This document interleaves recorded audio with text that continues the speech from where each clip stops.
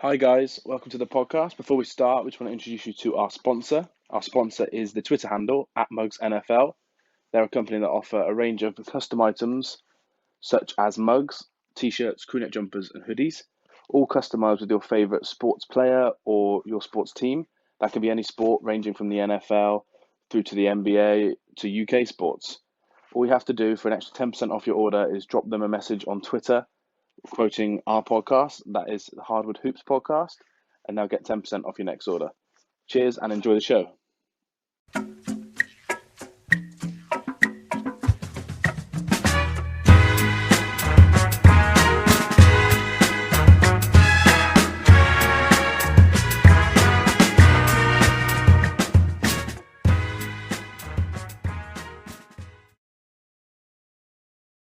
Hello and welcome back to the Hardwood Hoops podcast. This is episode 40 and it is our first mini pod of the season.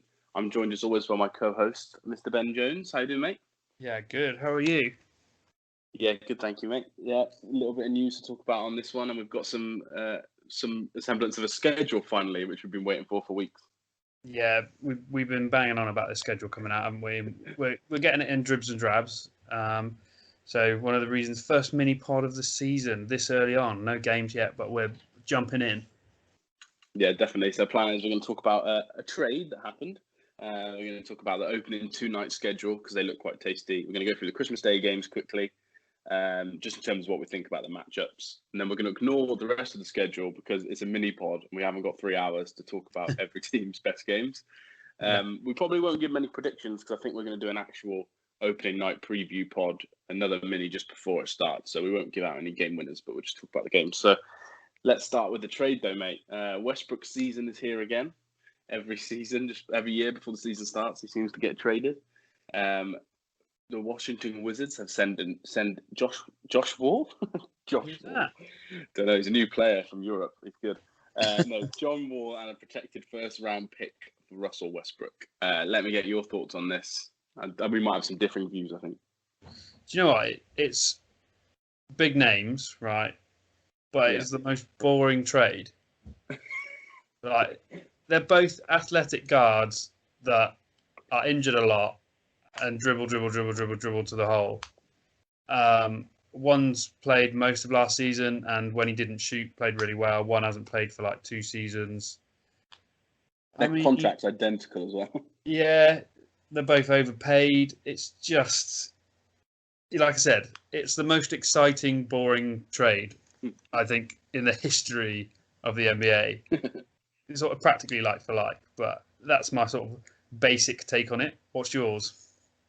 Yeah, there is a common thing, isn't there, in the NBA where it's kind of like a like-for-like trade where both teams kind of stay the same and they just like trade a bench player for a bench player. This is almost exactly the same with 2 star players in brackets. The fact that the Rockets got a pick back for Westbrook, a player who didn't turn up for training camp last week and doesn't want to be there, I think can't be like underspoken. I just think to get that, and the rumors were no other team were interested in Westbrook. Like no team was interested in Wall, no team was interested in Westbrook. So to get a first-round pick for Westbrook, even though you do have to take John Wall, who is is a worse player, especially with the 2-year gap. We don't have a clue what he's going to look like. He could be so unathletic. There's been some weird photos of him on the internet, doing like gang signs and always having takeout. And he was a little bit of a fat John Wall previously, so I'm not sure what John Wall will get. But I think the fact they got a first-round pick means that the Rockets slightly win the trade, even though they've probably got worse as a team. And if Harden didn't want to play with Westbrook anymore and he's happy to have John Wall there, which apparently he is, you might keep Harden. So there's a chance it's a win in that way, but we won't know until he gets traded, really. But who do you think wins the trade team-wise? Because I understand that Westbrook is a much better player and the Wizards have probably got a better chance, haven't they, getting the playoffs now. But what does that mean when you're just going to lose in the first round? Yeah, it's a really tricky one to say who's won because I completely agree. Westbrook so far is the better player. He improves that Wizards team a small amount for the simple fact that he can play. And if he sticks to what he's good at, he could work really well with Bradley Beal because Bradley Beal is an incredible shooter. And Westbrook, if he sticks to what he's good at, like I said, the drives, being athletic under the rim, drawing defenders to him and being able to kick it to Beal. And the other shooters they've got, with Bertans and all that, Bertans, yeah, it could work really well. But going back the other way, like you said, they've got the first round pick and John Moore, so who they've now signed DeMarcus Cousins as well, and him and Cousins played on college team together, didn't they? So they're going to have Kentucky together. History there, which might. But the problem is they're both coming off injuries, so yeah, Achilles. I think Houston have got a lot more potential now that Westbrook's gone with those two players being added, but in terms of immediate impact, the Wizards have won. Yeah, I would agree, and it is a heavily protected first round pick. If the Wizards get in the playoffs, so it would result in a first round pick next year. So a lot of people are like, "Oh, it's heavily protected. They might only get 2 second rounds in 4 years," because that's what it could be. But I honestly believe if the Wizards have got their best chance getting in the playoffs this year and next year, whilst Beal and Westbrook are on the team together. And if they get into the playoffs either of those years, then that pick does become a first round pick the year after. So I just think that there's a chance that we will see it be a first round pick. So I think that that's good for a team like the Rockets, who traded all their first round picks to get CP3 and then to get Westbrook originally. And now with you've got to get them back, and they've traded Covington and Westbrook, and they've got back 3 first round picks. They have changed their team. It is worse without Covington and Westbrook, but they've still got enough players to be a top 10 Western Conference team at worst at the moment, with Harden still there. And without Westbrook, you never know, Harden might be able to take it to another level again. So we'll have to see. But these are not 2 players or 2 teams that we enjoy talking about incredibly, but it'll be fun to see the Wizards. I like Bradley Beal, so if they're in more if they're in more competitive games, I think that's a plus for both of us. I think with the Wizards as well, they need to put a marker down this season for Bradley Beal, basically, because we know the Heat have publicly come out and said, if we don't get Giannis, we are coming with everything to get Beal.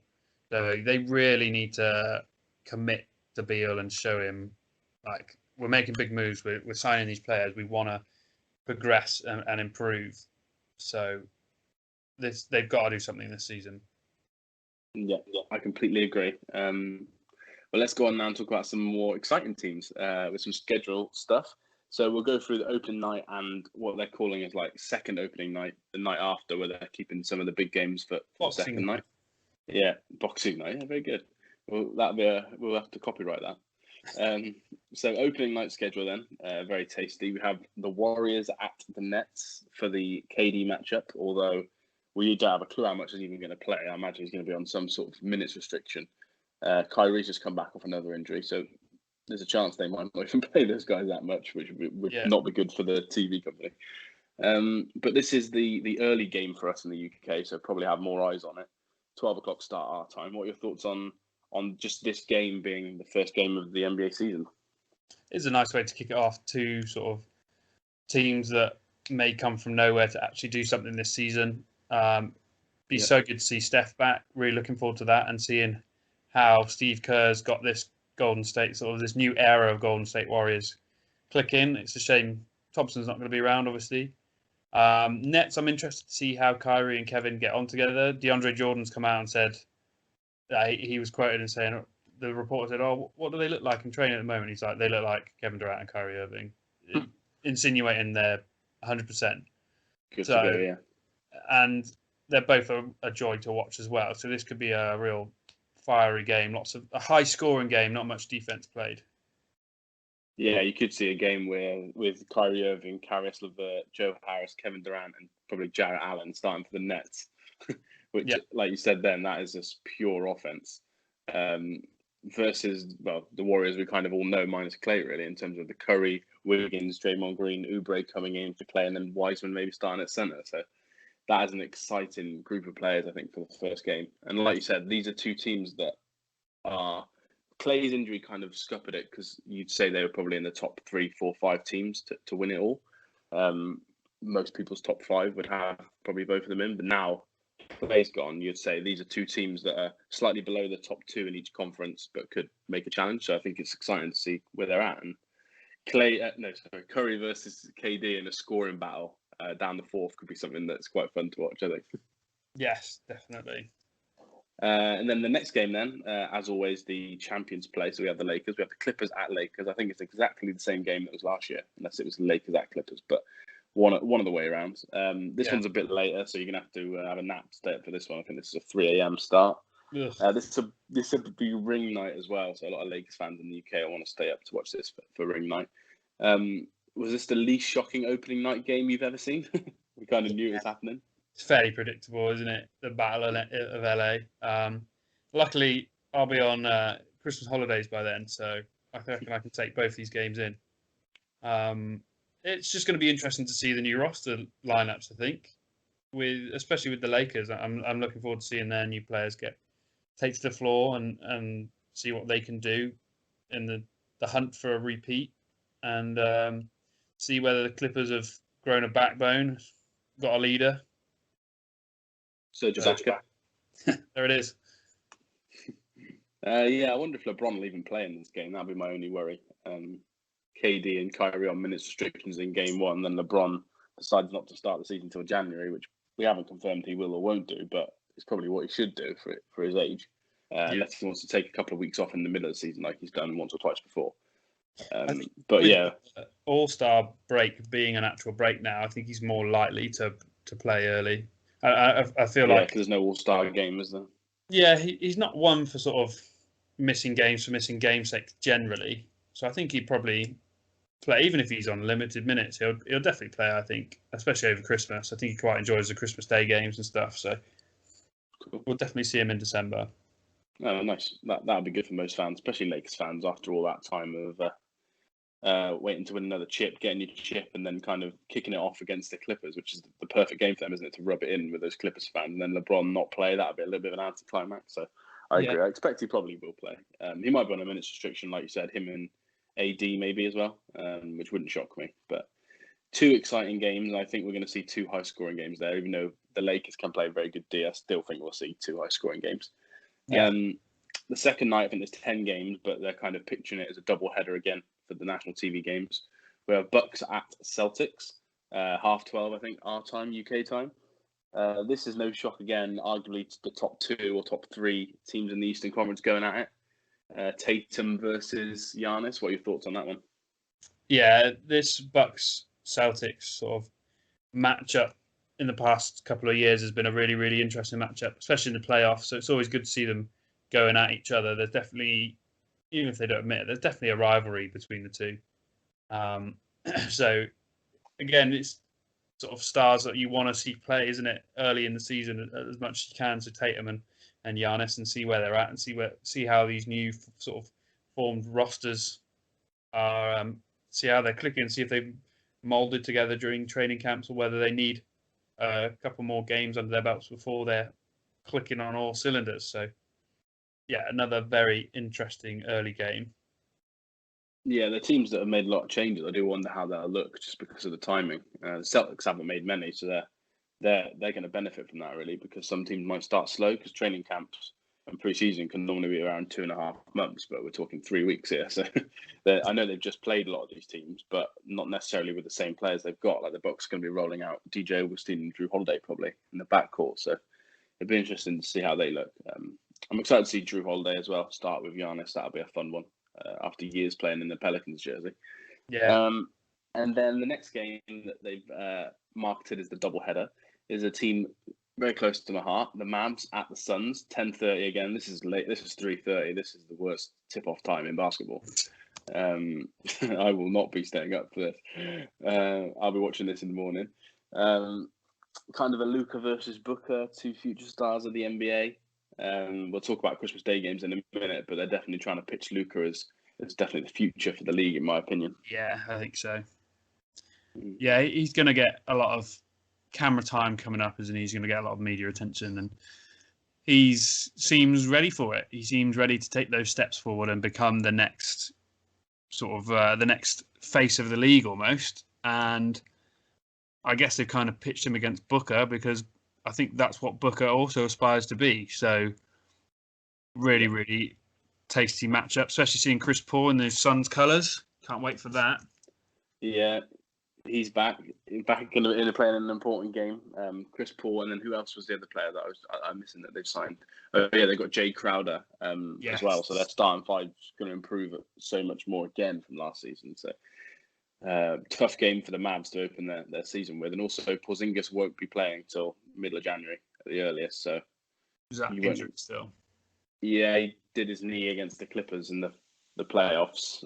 Well, he did it a game before the playoffs. He decided to play through the pain, and then it came out. It was a torn meniscus that he was playing through, slightly tear. So they've repaired that, but they said he won't be playing on court till the first week of January. So I can't see him playing a game until the second, third week of January. Yeah. But why rush someone back who literally gets injured every year? I just don't see the point of rushing someone back. It's just going to make it worse. But that'll be the only shame for opening night. But we'll probably see Luka touch the ball even more, shoot even more. So never a bad thing. On to the big one then, Christmas Day, probably the best day for NBA UK fans, I would say. A little bit different this year because we had the bubble, didn't we? So we had loads of early games. But in a normal season, we don't get many early games. Whereas this year, Christmas Day is absolutely stacked. Yeah. So we open the day up. I'll do it UK time. So 5 p.m. UK time. Pelicans versus the Heat. Slightly surprising to some people when this was announced. Not so much to me because I'm a Zion lover, and I know the NBA really want to kind of push him. What are your thoughts on this first game? Is this a shocker one to you with the East v West matchup so early in the season? I wouldn't say shocker. I think it's definitely going to make for interesting watching, seeing Zion versus Bam. I think that's going to be your marquee matchup in that one almost, isn't it? And then Ingram and Butler. There's some big names flying around for this matchup. So I'm really interested to see how this Pelicans roster gets on because they're putting a really good side together slowly, with Steven Adams joining them as well. I think JJ Redick's still there as well. Yeah, they're really ticking over. So I think it's a good chance for them to sort of test themselves at previous finals competitors. Mm-hmm. And I think they'll be really going for it as well. They'll want to put a marker down. Yeah, Zion's going to be going for it like absolutely no man's business there. And I think Jimmy Butler probably the same. National TV game, isn't it, as well? He loves it under the lights. We saw that against LeBron in the playoffs. He plays carefree, doesn't he? He just enjoys being under pressure. So yeah, I think he'll enjoy it. And for any Heat fans as well, you can kind of watch that at 5 o'clock and give your second portion of your Christmas dinner and go to bed afterwards. My eighth, yeah. Your eighth, yeah. Well, you're a Cavs fan, so you don't have to look forward to. You've got to exactly.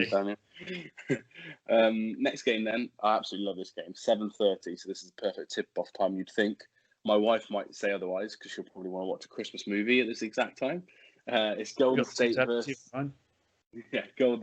versus the Milwaukee Bucks in Milwaukee. This is really fun for me. Top Eastern Conference team. The Warriors will really want to put a marker down. I think having so many big games early on for the Warriors is good. I think it'll really fire up someone like Draymond Green, who maybe needs to kind of get going, and Andrew Wiggins as well. What are your thoughts on this one? This is arguably, not in my opinion, but a lot of people say this is the best matchup of the day. I think this is a bit of a brains versus brawn for me. The Bucks are going to come in and try and bully Golden State. Golden State are going to try and play a bit more intelligently and play the game that they're good at. So, again, could make for some interesting watching. I'd quite like to see how Golden State are going to set up to stop Giannis. Draymond will be on him, I imagine, initially. Yeah, I think so. But can Draymond cope with that in this sort of nowadays? That's why I think it'd be fun, wouldn't it? Because we could see if Wiseman does start. Does he play? Does he become involved with his defensive rotations, or do they leave him on the bench for a few months to kind of learn how to play? It's interesting to see what they do, and I also think it's going to be interesting to see how they try and guard Steph. Because if you're a Warriors fan, you kind of want this to be a finals matchup in 7 months' time. So what do they do with Steph? Because if you've got DJ Augustine out there and Drew Holiday, I guess you guard him with Drew Holiday. And then that leaves Wiggins and Oubre on their worst wings. So, yeah, I'm interested. I want to see how good Oubre is. I think he's improved every year in the league. So a big game on Christmas Day could be his sort of thing. Yeah, I love that. And they've got nice jerseys as well this year. I love the Warriors City editions they'll be wearing for this one. No Christmas Day jerseys, apparently, though, unfortunately. There's been some interesting City edition jerseys, if we touch on that quickly. There's been a couple I really like, and there's been a couple of absolute stinkers, I think. After we discuss these games, I'm going to get your best and worst then. Okay. Okay, nice, yeah. Then 10 p.m., which is the last sociable hour game, I would say. Brooklyn at Boston. Will Kyrie play, or will he have a night off again? A lot of people think he'll have his day of rest against this team. He doesn't want to play in Boston. For me, this was an obvious one. We said Clippers Lakers on opening night. For me, this was just obviously going to be a Christmas Day game with Kyrie going back to Boston. So, what are your thoughts? Yeah, this is the matchup everybody wants to see, isn't it? Kyrie back in Boston, get a load of booze on, as in from the crowd, not drinking, but I mean there's probably some of that as well. I'm looking forward to seeing Durant and Tatum, seeing how that matchup goes. Although I think Jaylen Brown will be defending Durant most of the time. Yeah, maybe. Yeah, that's the more intriguing matchup for me, because I think Kyrie, if he does play and he is 100%, will run riot a bit until they put Smart on him. That's their best option there, because Kemba's not going to be able to stop him. So those Kemba even plays as well. He's still injured with that knee problem. Yeah, so those would be the little points I'm looking out for in that matchup. Yeah, Marcus Smart and Kyrie could be fun. He would really, really get under his skin. Yeah. And that Kyrie would probably score more on him because he's under his skin, but he would also do and say some weird things. So I'm always there for random Kyrie takes. I would Smart fouls out in that game. That's probably a good prediction. We'll have to check the odds for a betting segment in the preview pod. Yeah. Next game then, 1 a.m. at the Staples Center. The best game of the day. The two best players of the day. Sorry, Giannis. We have the Mavs and Luka Doncic going against LeBron James and the LA Lakers. Luka playing against his favorite player of all time once again. Will he get another autographed jersey like he's done every time they've met? Who knows? I'm biased, obviously, but one thing I wanted to touch on was Ben is a LeBron stan, as everybody knows. And there was a good video about LeBron and Luka going around, and me and Ben spoke about it, and I replied saying, I think Luka's the closest offensive player, not defensive, offensive player I've ever seen to LeBron. I was expecting Ben to disagree, but you actually agreed. So I think you're quite high on this matchup, and maybe looking forward to seeing these two go at it. Yeah, it's more. Luka will never be as athletic as LeBron, but in terms of the way he can maneuver around the basket, style, yeah, the way he can pick out a good pass as well. Those kind of aspects of the game, I think, correlate really well to the way LeBron plays.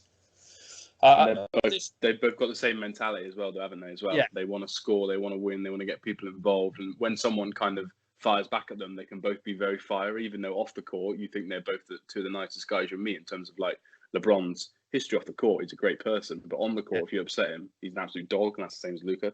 Yeah, exactly. And the matchups last season were incredible because they have that respect for each other, I think, and they want to go at each other.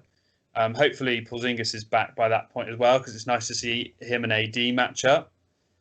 Because that's the sort of marquee matchups in this competition, isn't it? And I think that is going to be the game changer. If Porzingis isn't there or isn't 100%, I think the Lakers have the edge over the Mavericks. Yeah, which is what we said all along with Dallas. We said it in the playoffs, didn't we? That Porzingis is the key to them winning anything at the moment. He's almost unstoppable at his height and his reach and his length, and the things he can do with the ball. So without him there, I don't see them standing too much of a chance. I feel like they have enough bodies to sort of throw at Luka when they need to. So it all rests on that, whether it's going to be a competitive game or not for me. Yeah, I think Luka will go out and score 30 or 40, just with the lack of Porzingis not being there. But yeah, I'm excited to see how the new Mavs team lines up. A lot more defensive players there now that can help Luka. Still loads of 3-point shooters that can just hit shots from anywhere. So I'm excited to see how they go. And this could be the last kind of look at these two teams as they are, because there's a lot of rumours that the Mavs want to try and make a trade come trade deadline. So yeah, this will be a fun one. And then 3:30 a.m. our time, the one that will get the least eyes on, unfortunately, the LA Clippers versus Denver Nuggets. This is just two really, really good teams. They had that battle, obviously, in the playoffs at that the Clippers ended up losing. So yeah, this didn't shock me too much, and if I'm honest, the time being in the last game for the European audience didn't shock me either, just with in terms of the size of the fan base. Yeah. But still another fun game, and you get to see some absolute stars again late at night. So yeah, a good game. What are your thoughts? Yeah, really, really nice matchup. It's nice to see these two go at it again. It was quite a fiery series, and Denver obviously got the better of them.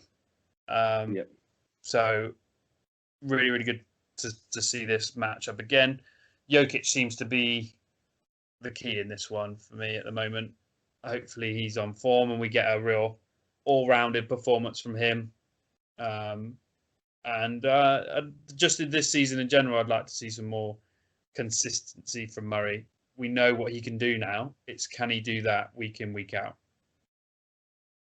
Yeah, exactly. And that's his aim and their aim as a team, isn't it? And Luka Doncic was making some great comments about Jokic coming over to the Mavs sooner rather than later yesterday. So he'll probably get fined for that, but I found that highly amusing. Although he did say I would not trade Boban for Jokic. Jokic have to just come over on his own accord, which I found quite funny. Love that. Yeah, so those are the Christmas Day games. On Boxing Day, I just wanted to mention a quick, huge matchup. We have the Cavs versus the Pistons. Yeah, midnight. Ben will be up, he'll be pissed, he'll be full of Christmas food, and he'll be watching the Cavs romp home to a victory. Yeah, Cavs are going to absolutely flatten them. No Kevin Love, 40 points, let's go. No doubt in my mind, Drummond's going to come out and have a real big homecomer. Oh, yes. That's a great shot, actually. That's actually worth a bet. Cool. Well, that's the games then. Let's move on to a quick finisher with the City Edition jerseys. We've done no prep for this, so I have no idea on Ben's thoughts. I don't want to talk about the Mavs gold and white jersey too much because everyone seems to hate it except for me. I like it. Everyone keeps saying about Real Madrid, and I'm like, yeah, Luka Doncic loves Real Madrid. If Luka Doncic wants a Real Madrid style jersey and he wants to sign a 5-year contract, give him a white and gold jersey. But yeah, give me your two best and two worst then from that list. Two best. Clear winner for me is that new Heat jersey. I'm a bit hit and miss on that. Oh, that powder blue fading into that pink. Oh yeah, it looks good. Have you seen the shorts though? No, I've not seen the shorts though. The shorts are the same, but then when they're like combined, it looks a bit weird. Bit too much. But yeah, as a jersey, it is nice. In my top two, I would go with I love the Oakland one for the Warriors, even though it gets a little bit of stick for them leaving Oakland and stuff. But the actual yeah, I quite like that. But that's because I like the old school Oakland jersey when they first drafted Steph, so it's like a throwback. So it's just me being a little bit of a Steph Curry fan. Yeah. What's your other one in your top two? Oh, this is difficult to call really because there's a couple of little outsiders that I really like. Just honourable mentions, I guess. I quite like the Sacramento one, but that's because I'm a big fan of purple and blue as a colour combo, like that. I like the Suns Valley one, but the Lakers blue and white is really nice as well. Very simple, but really effective. The one I'm going to go with is I really like the Utah one, like the sunset kind of coming down the shoulder. I think that one looks really nice. Do not like that one. I think that one's really nice. It's all right. It's in my middle section, if I had to rank them. I thought you were going to say the Cavs. I don't like the Cavs one. No, you don't. It might surprise people because I generally really love the Cavs kit the past couple of seasons. I don't think they've really put a foot wrong, but I'm not a fan of this at all. I don't know. I think it's the mishmash of lettering. Have you seen the Spurs one though as well? Yeah, meh. A bit plain, you know. I do like the Spurs one. For me, my second one would be the Memphis one. They always do great jerseys, Memphis. And everyone's raving about the Denver one, and I hate the Denver one. I absolutely hate the red Denver one, but everyone else loves it. But I'm not a fan. Give me your worst two then. Worst two? Oh my god, I think this is even trickier than the best two because I think the Brooklyn one is minging. New Orleans one, it's horrible. Philadelphia, what are you thinking? The Wizards one just looks like your normal one. I haven't seen the which was the second one you said was the worst? Pelicans. Yeah, the Pelicans one is dreadful. That's the only one I haven't seen, I think. The Pelicans one. Well, go to my Facebook. I've posted all the City jerseys up. I'll transfer it over. I'll tweet them as well on. Tweet them Hardwood Hoops account on Twitter. Yeah, it's not nice at all. So I don't know which one that I can choose out of those, but Nets, New Orleans, Wizards, Philadelphia, no good. No good. They're all up there. What about the Knicks one? A lot of people hate the Knicks one. Where's the next one? Let me find it on here. A lot of people hate the Knicks one. You're not too fussed on it. Meh. Yeah, I quite like the Toronto one as well. Just black and gold, real simple. Very Drake influence, I reckon. As always. Yeah. As always. Cool. All right. Well, that's a little bit of Jersey chat then. We will leave the mini pod there. Ben's going to tweet out those jerseys for everyone to kind of comment and rank on our Twitter page. Doing it as plans for the pod is we're going to have an Eastern Conference preview and a Western Conference preview coming up in the next week or so. Probably two of our favourite episodes that we do. And then after that, we're going to have a betting preview and then an opening night preview as well. A couple of mini pods there. So, yeah, a lot of content to come out. And then the season starts. So we'll be very busy boys, mate. Yeah, but it's all good. It's all stuff we enjoy to talk about. So let's keep it rolling. Definitely, especially if the Mavs beat the Lakers on Christmas Day. Right. That's all for this one then. We will speak to you next episode and stay safe and enjoy the B-Ball pre-season. Speak soon.